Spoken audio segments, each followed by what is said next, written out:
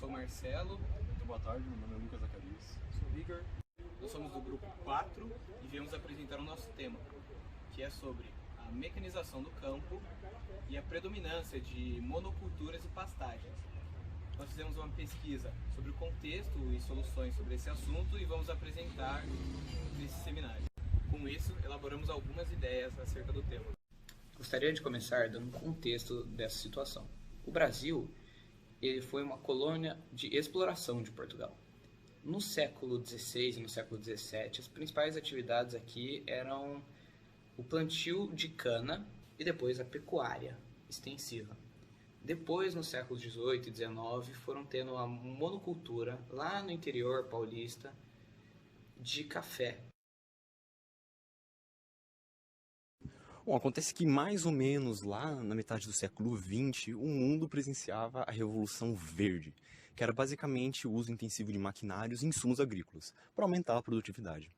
Acontece que aqui no Brasil, até com programas de subsídios e crédito rural, esses maquinários se vincularam fortemente com a monocultura, que foi muito bem recebida justamente pela sua alta eficiência em campos abertos com uma única cultura. E essas monoculturas, elas estão fortemente atreladas ao setor a se tornar esfera econômica. Isso é um ponto importante para a continuação deste trabalho. Bom, e sobre as consequências de tudo isso, né? Primeiramente, no solo. Como você tem pastagens ou monoculturas, a biodiversidade é muito reduzida. Isso causa problemas na ciclagem de nutrientes daquele solo, até acarretando em problemas na sua fertilidade. Também, com a compactação do solo ocorre. Você tem ou gado ou tratores ou outros maquinários, você vai compactando o solo. Isso permite que a água escorra por cima, ela não infiltre. É ruim tanto para o solo quanto para regiões ao lado, que podem até sofrer com processos erosivos. E você tem outro problema focado na monocultura. Quando você planta sucessivas vezes uma mesma espécie, que requer uma determinada proporção de nutrientes, ela acaba rapidamente com um específico. Então, se você planta muita soja no mesmo lugar, o nutriente que ela mais precisa acaba logo. Isso também altera os ciclos naturais de reciclagem dos nutrientes. Também temos uma questão de alimentação, porque você está tirando, no caso de monoculturas, até mesmo pastagens, você tira uma grande área que poderia ser plantada diversos outros alimentos para a população, você planta uma só e manda para o exterior. Isso pode impactar no preço dos alimentos do mercado interno, abaixando a diversidade de alimentos acessíveis à população, principalmente mais pobre, que se restringe a menos variedade, e isso no ponto nutricional não é muito bom. E na questão de comércio também. Em algum grau, em algum nível, quando você foca em alguns produtos para exportação, caso ocorra alguma oscilação naquele mercado, até mesmo você tendo uma indústria forte, você sofre instabilidades econômicas potencialmente graves e até mesmo crises. E também tem outro problema, que é na questão de você focar muito na indústria agrária, você pode acabar perdendo investimentos no setor industrial, no setor de processamento de produtos mais processados. E você pode acabar ficando dependente da importação de tais produtos, que são mais caros, porque tem maior valor agregado. E isso, no sentido de vista econômico, também não é muito vantajoso. E, como tendo já toda essa situação já é compreendida e essas consequências, nós podemos concluir que, de alguma forma, todo esse sistema, esse processo possui um lado problemático. Em certos pontos, houve benefícios? Houveram benefícios. Porém, quando vemos numa óptica de sustentabilidade, vemos que esse sistema simplesmente não é sustentável e não atende à necessidade de um equilíbrio entre as esferas social, ambiental e econômica. Vou falar um pouquinho sobre o desenvolvimento da pecuária no Brasil, que começou lá no Sudeste, onde foi introduzidos os primeiros gados. Depois ela passou aí para o Nordeste, porque os rios da região, principalmente o Rio São Francisco, abastecia e favorecia o plantio no local. E atualmente nós temos a soja no Centro-Oeste, que é o principal commodity brasileira, que é a mais plantada e que leva o Brasil a um outro patamar no sentido de agronegócio, né? Por ser um país muito forte nesse quesito. E agora eu vou falar sobre as possíveis soluções para monocultura e para pastagem predominante no Brasil.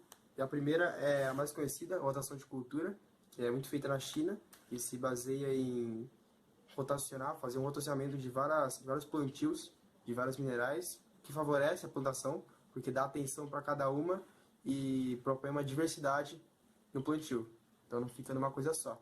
A segunda é a agrossilvicultura, que não é tão conhecida no Brasil, só que se baseia em combinar espécies com o local, então com o solo da área onde vai ser plantado. A outra é o SPD, que é o sistema de plantio direto, que também favorece e também diminui a monocultura. E por fim, a compostagem, que dá adubo orgânico, ou seja, dá matéria orgânica para o solo, que favorece a qualidade dele, porque dá nutrientes para o solo e ele fica mais preparado para o plantio. Então, a compostagem ela é um meio de deixar o solo mais eficiente para a plantação.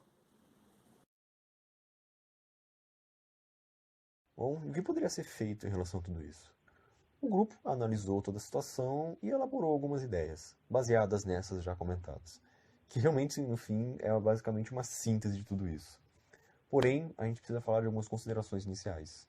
Primeiramente, estamos falando de uma esfera econômica e de uma dinâmica muito bem consolidada. Então, dificilmente seriam mudanças drásticas e rápidas e que simplesmente aconteceriam e daria tudo certo. Então, provavelmente seria um processo a longo prazo que precisaria caminhar com a segunda consideração mais importante, que é aquela questão de uma visão voltada mais ao sustentável, uma visão que considera mais a esfera ecológica e social, não apenas a econômica como um fim. Precisamos adaptar a nossa dinâmica com a dinâmica do planeta. E sobre essa síntese de ideias, ela busca trabalhar questões internas, enquanto ela mantém uma preocupação com a exportação e a parte econômica voltada ao exterior. Para começar, teríamos uma ampliação do sistema de agrossilvicultura.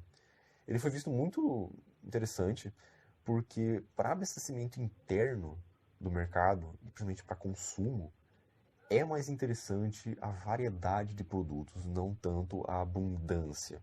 Os sistemas agroflorestais, realmente, cada produto na área não tem tanta produtividade porque ele compartilha espaço com outros. Só que essa variedade é mais interessante quando estamos falando para montar o prato. Essa variedade é uma variedade nutricional e está relacionada à saúde e bem-estar da população.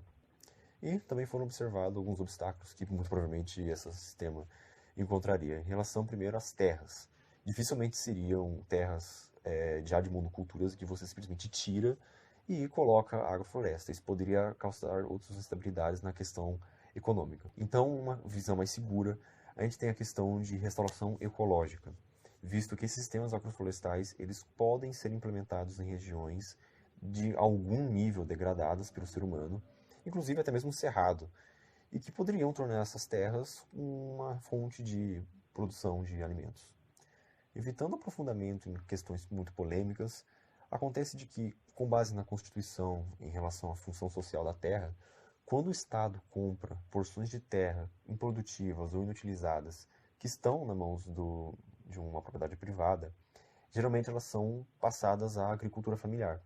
E esse é um novo ponto que é interessante, é uma opção que sistemas agroflorestais sejam implementados. E também não tem só esse problema, tem a questão dos investimentos. Afinal, o dinheiro precisa vir de algum lugar. E o grupo analisou e concluiu que provavelmente a melhor opção seria uma fonte como o poder público, dado que instituições privadas e instituições públicas possuem objetivos diferentes, elas são essencialmente diferentes. Então, provavelmente, pelo menos neste aspecto de abastecimento de comida ao mercado interno, provavelmente o poder público seria mais adequado para atuar nessas questões.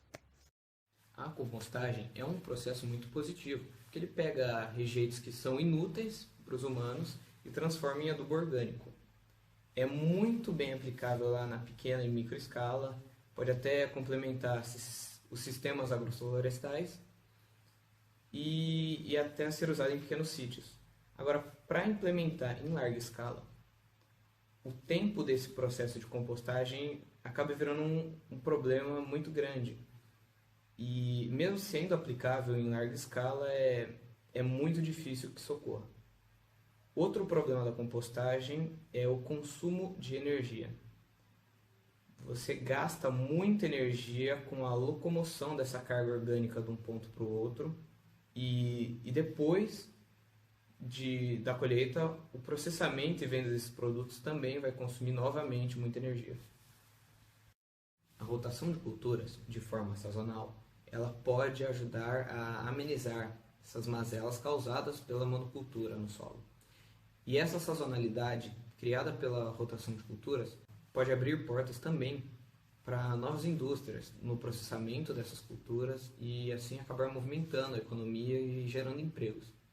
No entanto, essa sazonalidade não iria agradar o mercado externo de commodities, que gosta de um fluxo constante de commodities, o que acarretaria numa grande resistência do agronegócio na implementação em larga escala. Já o SPD, o Sistema de Plantio Direto, é uma solução muito interessante, pois como a monocultura ainda continuaria por um grande tempo, ele auxiliaria no abrandamento dos seus efeitos, porque além de ter uma fácil implementação, ele não tem grandes poréns. E sendo assim, ele se torna uma solução relativamente simples, viável e importante de ser implementada. Nós do grupo concluímos também que, mantendo o sistema econômico vigente, seria extremamente difícil que houvessem grandes mudanças na forma como a pecuária ocorre hoje no Brasil, principalmente devido ao seu grande valor comercial no mercado, tanto no mercado interno como no mercado externo de exportações. Bom, dado com todo este trabalho, podemos concluir que essa situação é extremamente complexa, envolve uma dinâmica e uma estrutura muito bem consolidada, e mudanças dificilmente serão feitas a curto prazo. Seriam necessários processos realmente a longo prazo. Podemos concluir também que a esfera econômica andou desacompanhada com as outras, o que não caracteriza um desenvolvimento sustentável. Então, podemos até ver como as próprias ODS, elas são até mesmo um ótimo guia para um futuro mais promissor e com uma maior longevidade.